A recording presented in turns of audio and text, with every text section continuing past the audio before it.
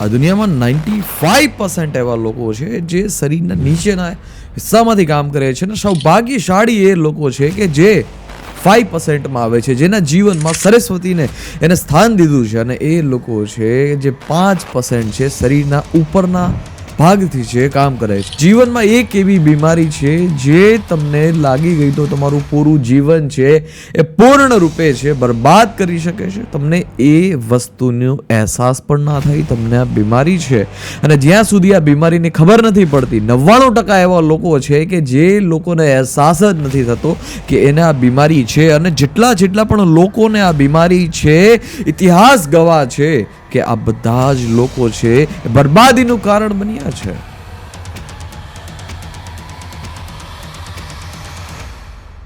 બહુ અતિ સૌભાગ્યશાળી એ લોકો હોય છે કે જેના જીવનમાં એને ઝંખના હોય છે, જેના જીવનમાં એને પ્રશ્ન થાય છે કે મારે જીવનથી ઉપર ઉઠવું છે, મારે જીવનમાં સફળ થવું છે, કંઈક બધા જ લોકો કરતા જીવનમાં છે સર્વશ્રેષ્ઠ કરી બતાવવું છે. આ જે વિચાર છે એ 95% લોકો એવા છે કે જેમને જીવનમાં વિચાર આવતા જ નથી.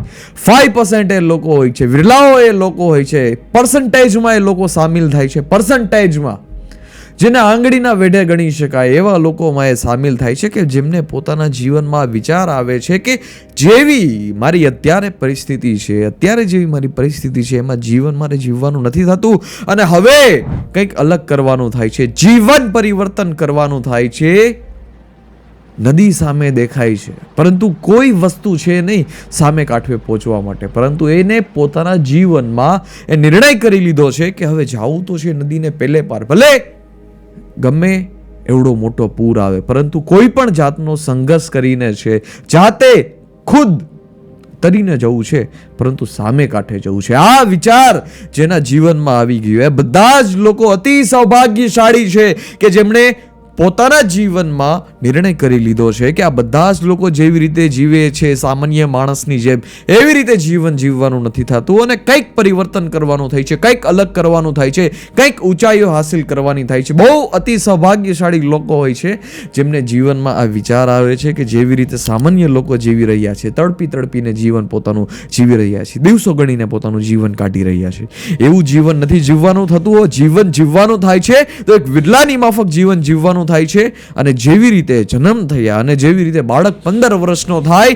અને 35 વર્ષનો થાય અને 85 વર્ષનો થાય, જીવનમાં કશો જ પરિવર્તન નથી આવતો. આ રીતે જીવન જીવવાનું નથી થતું. જેવી રીતે 15 વર્ષના બાળકમાં જે મેન્ટાલિટી હોય, 95% એવા લોકો હોય છે કે જ્યારે મરે છે એની મેન્ટાલિટી એ જ હોય છે કે જે 15 વર્ષના બાળકમાં હોય અને 85 વર્ષના એક વૃદ્ધમાં હોય, કશો જ ફરક નથી પડતો, સેમ મેન્ટાલિટી હોય છે.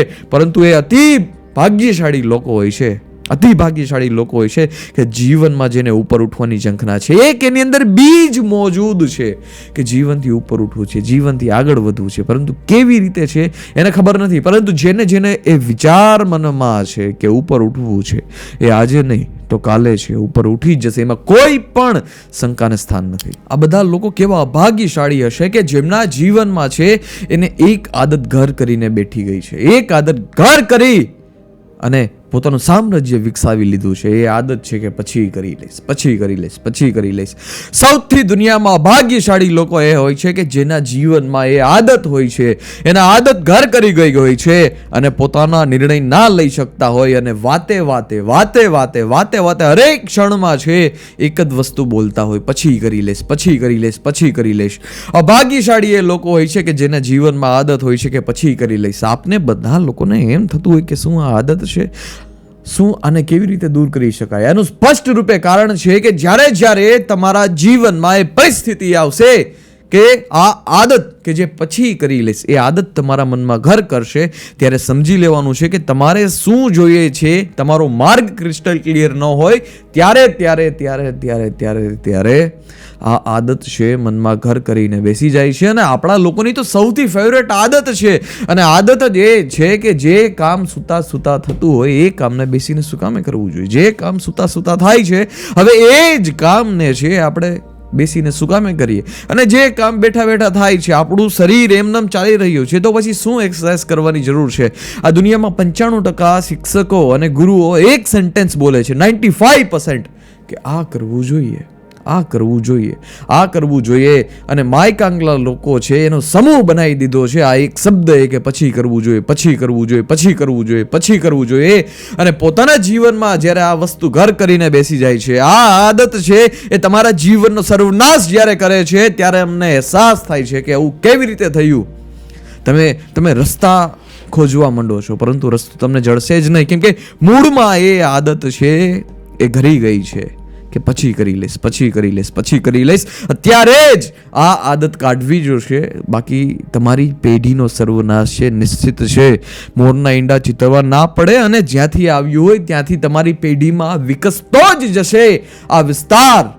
અને જ્યારે પણ ઇતિહાસ ગવાહ છે કે જેટલી પેઢીમાં આ રોગ ઘર્યો છે કે પછી કરી લેશ, પછી થઈ જશે, એનો સર્વનાશ છે નિશ્ચિત થયો છે. તમે ખુદ નિર્ણય કરી લો, ખુદ નિર્ણય કરી લો કે તમારે આને વિસ્તારવા દેવો છે કે અહીંયા તમારે કટ ઓફ આપી દેવો છે કે નહીં. એટલે નહીં જ 99% લોકો આ આદતના શિકાર હોય છે.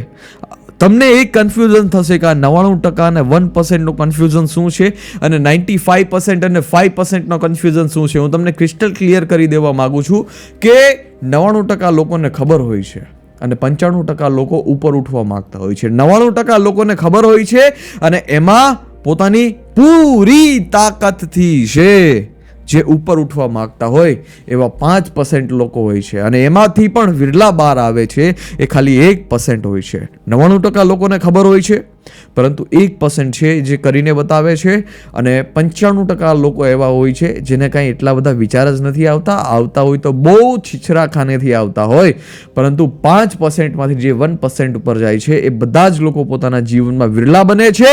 અને એ લોકોના જીવનમાં એ પોતે આદત કરીને બેઠા હોય, એના જીવનમાં હેબિટ હોય કે એક વખત જ્યારે ખબર પડી ગઈ કે પોતાનો રોગ શું છે, પરંતુ પછી કોઈ પણ જીવનમાં સ્થિતિ થાય એ રોગને છે પાછો એન્ટર થવા દેવાનો થતો નથી. આ દુનિયાની સ્પષ્ટ વાત છે કે ક્યાં લોકોને નથી ખબર. શિક્ષકો શીખવે છે, ગુરુ શીખવે છે, સવારે વહેલા ઉઠવું જોઈએ, એક્સરસાઇઝ કરવી જોઈએ, પુસ્તકો વાંચવા જોઈએ, ધ્યાન કરવું જોઈએ, પરંતુ એક જ આદત, એક જ સેન્ટેન્સ છે જે બરબાદીનું કારણ બની ગઈ છે, અને એક જ વાક્ય છે નપુંસકતાનો ચરમસીમા સુધી લઈ ગયો છે. આ એક શબ્દ, આ શબ્દ છે પછી કરવું જોઈએ. કાઢી નાખો તમારા જીવનમાંથી આ શબ્દ કે પછી કરવું જોઈએ. હંમેશાની માટે પોતાની જાતને કહો કે બસ અત્યારે કર, બસ અત્યારે કર, બસ અત્યારે કર. જ્યારે તમારા જીવનમાં સ્પષ્ટતાનો અભાવ હશે કે આ વસ્તુ મારે કરવી જોઈએ કે ના કરવી જોઈએ, ત્યારે એ તમારા મનમાં છે ઘર કરીને બેસશે કે પછી કરી લેશ, પછી કરી લેશ, પછી કરી લેશ. કારણ શું કે સ્પષ્ટતાનો અભાવ છે કે આ કરવું જોઈએ કે ના કરવું જોઈએ. આ કન્ફ્યુઝનમાંથી બહાર આવી જાય. એક વખત ખબર પડી ગઈ કે કરવાનું છે તો કરવાનું છે જ, બીજો કોઈ ઓપ્શન જ નથી. પારખીને જોઈ લો એક વખત, પછી બ્લાઇન્ડ કરી દો પોતાની જાતને કે સત્ય છે તો પૂરી રીતે પોતાની જાતને છે એ વસ્તુમાં હોમી દો, અને જ્યાં સુધી હોમશો નહીં ત્યાં સુધી વાત બનશે નહીં. નપુંસક જીવનનું નામ નથી.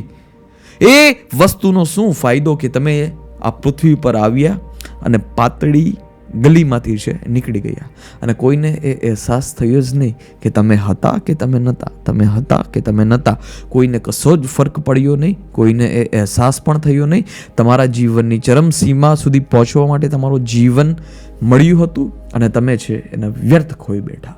જેવી રીતે ઉંમર વધે છે એવી રીતે ગુસ્સો છે, એક ગ્લાની છે એ ચરમસીમા ઉપર જાય છે. શું કામે? કેમ કે એને સામે એ દેખાવા માંડે છે કે પૂરું જીવન છે એ નકામું ગયું છે, પૂરા જીવનમાં કોઈ પણ વસ્તુ છે એ સાર્થક નથી કરી રહ્યા. વાત સ્પષ્ટપણે સમજી લો, અને જેટલી વહેલી સમજી લેશો એટલા તમે ફાયદામાં રહેશો. બાકી બરબાદી જીવનની છે નિશ્ચિત છે. આ રોગ તમે જીવનમાંથી કાઢી નાખો કે પછી કરી લેશ. બસ કરવાનું છે, બસ કરવાનું છે. એમ નહીં કે એક્સરસાઇઝ કરી લેશ, કરવાની છે.